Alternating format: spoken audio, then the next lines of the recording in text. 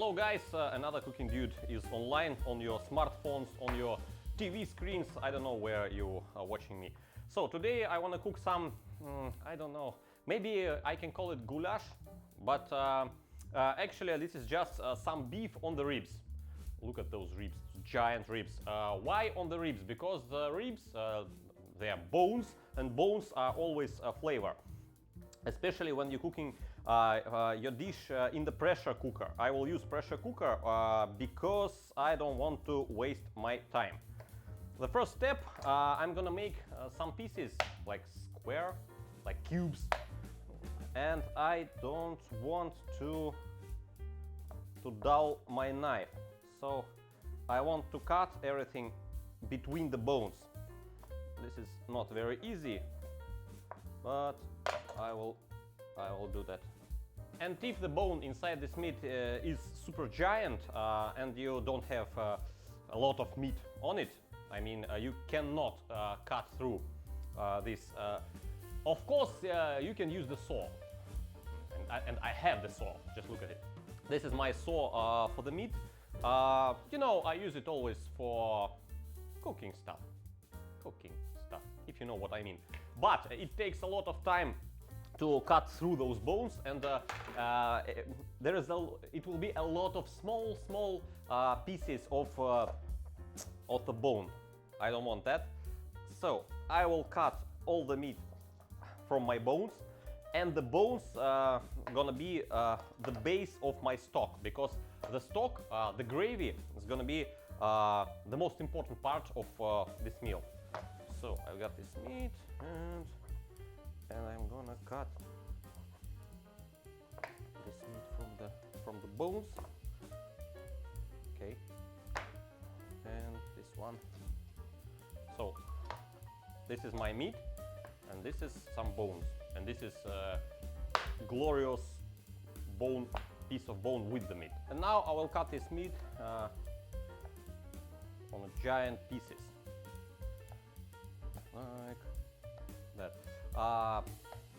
I don't need to remove any membrane, any fat, because I'm gonna use a pressure cooker, and everything after 1 hour in the pressure cooker will melt in your mouth, so this is not a problem. So now I have some meat. I have some meat with the bone, and now I need to fry it. I need to make it to brown it. I need to make it some flavors on the surface, but I don't have enough space to fry those bones, and I don't have to. I will put those bones in the stock. So let's fry it until it's golden brown. No salt, no pepper, just some heat and some oil. I use sunflower oil because in Russia this oil is really cheap. And I don't want to wait until it's heating up. I will just place it like that.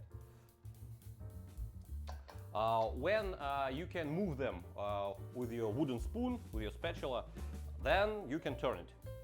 Because first maybe 7-8 minutes everything will be stuck, unless you have a non-stick pan, but this is just a regular pan. Oh, I need to place somewhere another 2 pieces here, and god damn it, I have no place for another. Perfect. Let's wait. Oh, and I forgot the important thing. Listen for the sound. Now the steam is boiling because a lot of water came coming out from the meat. But when you will start hearing some sizzling, like not pop pop pop pop, but then it is time to turn it over. And now hear the sound. Hear the sound. It's really sizzling, so we can turn it. I think that we can turn it.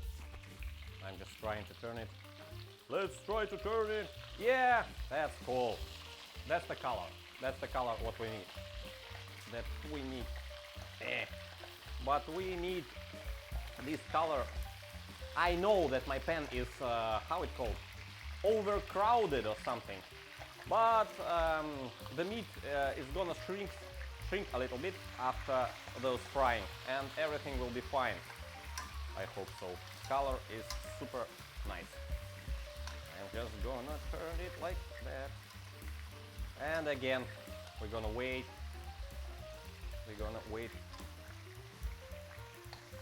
Really overcrowded pan. And now after, I don't know, maybe 15 minutes or something, all the pieces become really brown. That's what we need. And at this point, we don't care about doneness of the meat inside. Sorry for my English, ёпта. I speak as I can, чуваки, really. Yeah, that's fine. So, remove the meat. And now after the meat, we have a lot of fat, we have a lot of grease in there. Do not dump it, fry a little bit of flour. I will use like 3 tablespoons of flour, and I will fry it in there, in this grease, until it's golden brown. We're gonna use it later when we're gonna thicken up our stock, our bouillon, on the last step. But now this is a good way to make it. Use the same pan, and don't use any excess butter or oil. Just use all those grease after frying our beef. When it became the color of peanut butter, it is done. Just don't burn it. And we need to fry our flour. We need to heat it up, because raw flour tastes always bad. Okay, I will turn down the heat and wait until we need this. And for the stock, you can use any vegetables that you have. I have some carrots, some onions, some celery, but just watch in your fridge or in your local market what vegetables you have and what taste do you want. And you can use all the spices that you like. I will use some allspice and some bay leaf. I will chop it roughly because, as I said, I will use pressure cooker, and it will become nothing, like creamy, like mashed potato.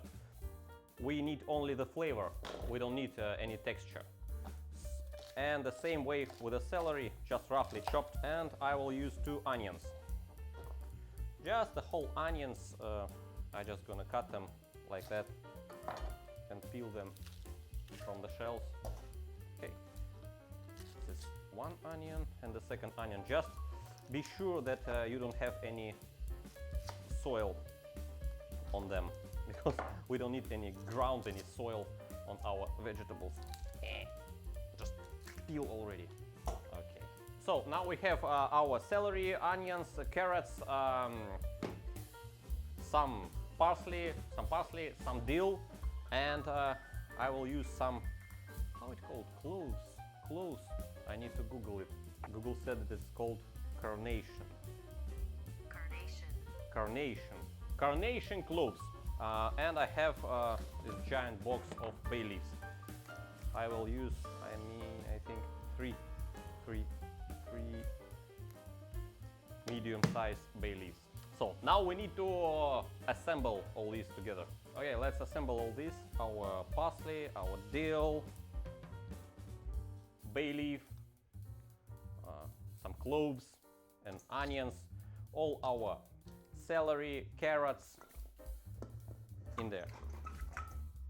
And I forgot about allspice. I think I will put a pinch, like 7 pieces of allspice.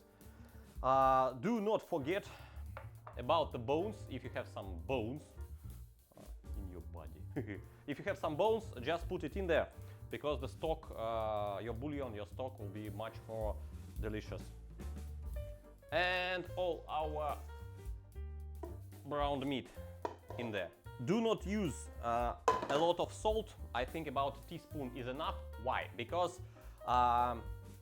the most important is not to over salt your gravy, because we're gonna evaporate all our gravy to the smaller amount. We're gonna boil it, And if you put a lot of salt, it will be over salt. So now I will use only a teaspoon of salt on all those meat. And we need to cover it with some clear water. And I will turn on the gas and close the lid of my pressure cooker. Turn on the gas again. And close the lid of my pressure cooker and wait for 1 hour. But I won't start the timer, I won't count any time before it's gonna start making some pressure cooker noises. I'm gonna show you. So when it's gonna start hissing a lot, then just start your timer for 1 hour. So now, listen, now we start the timer, 1 hour. And the best garnish for this dish, I think, just a simple boiled potato. Maybe some rice, that's your choice. I will boil some potatoes. I will add some salt and boil them until they're soft. And then after 1 hour, we need to take out all the meat, because the meat is really done. It is really soft. Of course, you can boil it inside the pressure cooker for 2 hours or 1.5 hours, but to my taste, it will be too soft. You know, when the meat is so soft that there is nothing to chew. It is like a cream. So 1 hour in the pressure cooker is more than enough to my taste. So we took out all the meat and we need to strain our stock.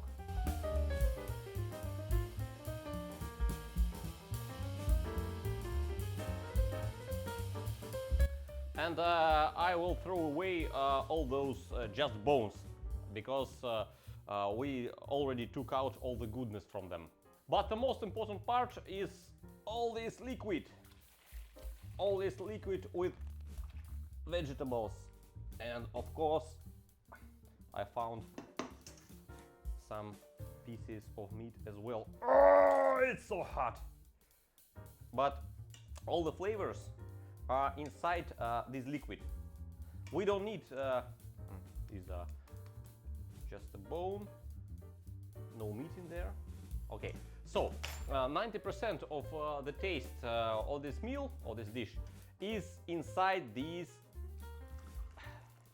liquid. It smells awesome. It smells so delicious. So I will put this liquid on my gas stove and evaporate it. Like I'm gonna reduce it like 3 times, maybe 3 times, maybe more.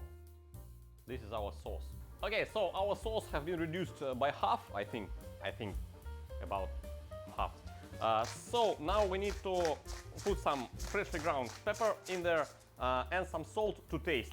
So the most part of the salt is going not in the meat, it's going in the sauce, because we can taste it on the final step.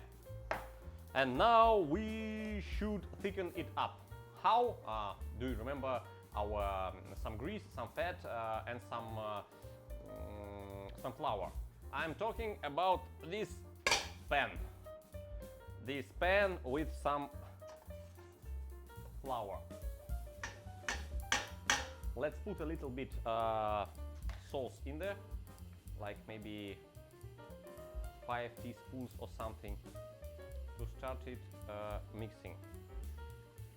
Put it in there and mix it a little bit, because we don't need any lumps or something like that. Just start mixing it all up. And now I can turn low heat up, really low heat, no lumps, and mix it all. Okay, so now I can put the rest of the juices, the rest of the stock in there. It will thicken up like in 2 minutes. So now the texture is like water, but wait about 2 minutes. And now look at the texture after maybe 5 minutes, maybe 4 minutes. This is really thick gravy. 90% of the taste is inside this gravy. So now we got some really soft potato, really soft potato, and some very soft meat, but not soft like cream. Let me show you another piece like that. So you can tear it apart like that easily. But this is not how it's called, pulled pork, like nothing to chew. And we're just gonna use our gravy.